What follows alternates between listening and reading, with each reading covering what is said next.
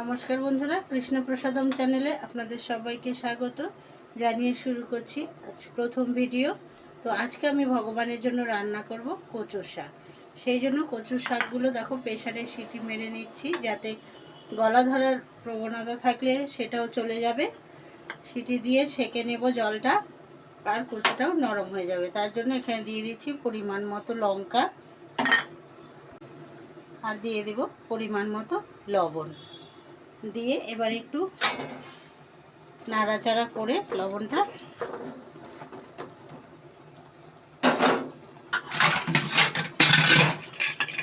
প্রেসারের ঢাকনাটা লাগিয়ে দেব। তো বন্ধুরা, কচু শাক রান্না করার জন্য আমার কড়াইতে তেল গরম হয়ে গেছে, আর এদিকে কচু শাকটা সেদ্ধ করে জল ঝরিয়ে নিয়েছি। এখন ফোড়নে দিয়ে দেব দুটো শুকনো লঙ্কা।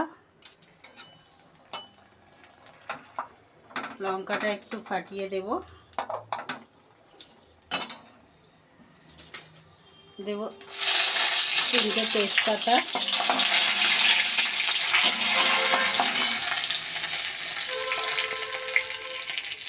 আর দেব 5 ফোড়ন।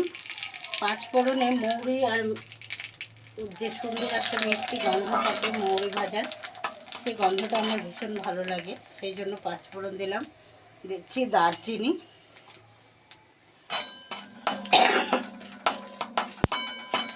দারচিনিটা একটু ভাজা হয়ে গেলে দেব 4-5টে এলাচ থেতো করে। 4টে এলাচ আমি একটু থেতো করে দিয়ে দিলাম।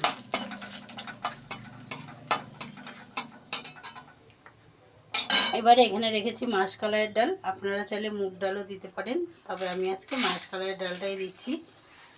মাসকলাইয়ের ডালটা যেহেতু ভাজা আছে, সেই জন্য বেশি ভাজবো না, 1-2টো নাড়া দেব।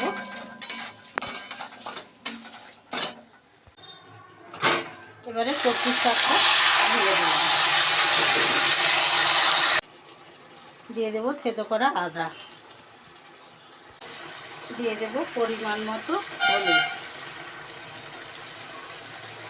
দিয়ে ভালো করে নেড়ে চেড়ে দেবো।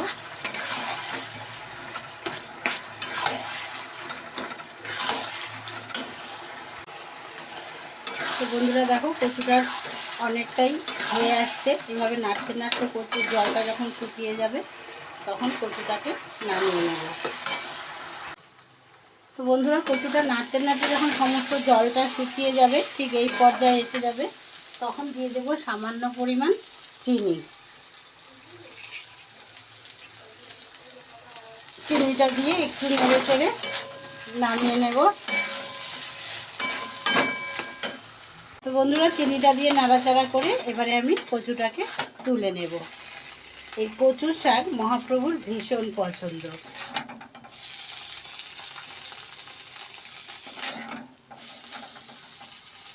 তো ভিডিওটি যদি ভালো লাগে, প্লিজ লাইক, শেয়ার, সাবস্ক্রাইব করে আমার চ্যানেলে পাশে থাকার জন্য অনুরোধ করছি।